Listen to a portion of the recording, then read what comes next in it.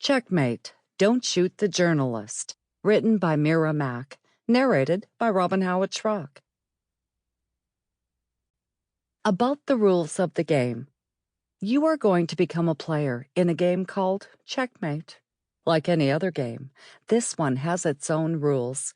You can break some of them and lose only a piece or two, but there are rules that, if broken, could kick you out of the game completely, which means you lost. Rule number 1. Be yourself. Morality can be a tricky concept, but there is one part that is not bendable. Do only what you believe in. Right or wrong, all mistakes you'll make should be your own. In other words, do not cheat. Rule number 2. Never betray your friends in the game. You are allowed to be truthful, but not hurtful. If your friends or allies go down, you must be willing to go down with them, and with a smile on your face. Rule number 3. Children hold the highest trumps in the game. If you lose your kids in the name of anything, the game is over and you lost. Rule number 4. Do not be judgmental. Passing judgment is human, which we all do, so opening one's heart and mind might need force. More precisely, self-forcing. Layer in the location, 1992 in Czechoslovakia, a short time after the so-called Velvet Revolution. People attempting to enter a Western lifestyle in whatever way they see fit. Rule number 5. If you follow those 4 rules, and there is still at least one player remaining, the game is not over. As long as you are alive, it might go forever.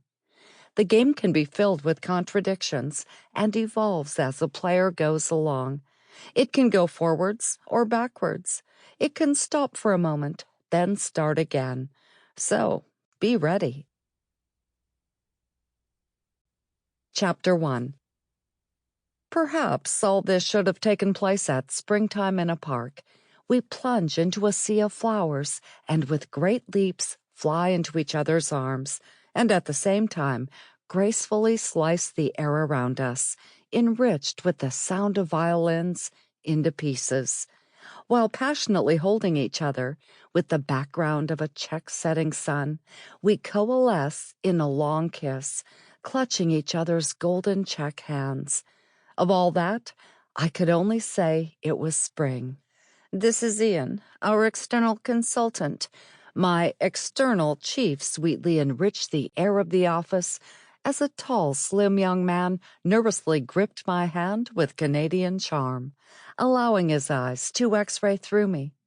As much as I was used to a guy's appraising look, this one was different. He obviously didn't picture me naked.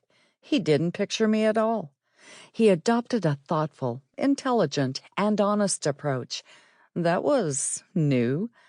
As a foreigner let go, Dano, our economist, swam around me, smashing the tense atmosphere to pieces, and whispered so I could hardly hear, "Wait for me after work. We'll have a glass of wine. I'll need one." "You don't look well." I dropped a comment on his sweaty unbuttoned shirt, loose tie, and obvious bags under his eyes only a few hours later.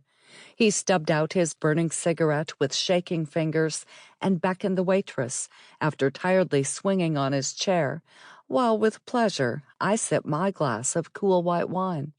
Man, oh man, I have to work like a slave, but there's a great satisfaction. She looks worse than me. As much as I enjoyed his appraisal of our boss, that was not what I wanted to hear about. As in any editorial office, the gossip swept all and every corner of her intimate life. Nothing new to see there.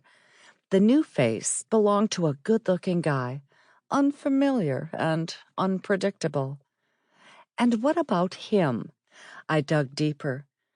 The sweaty economist made a wry face. "You like him, don't you?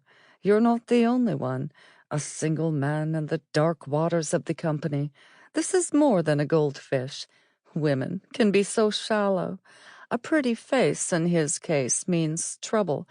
But he is undoubtedly clever. Picture this. She dropped on him her avalanche of words, as always. You know her. But she struck out. Sample complete. Ready to continue?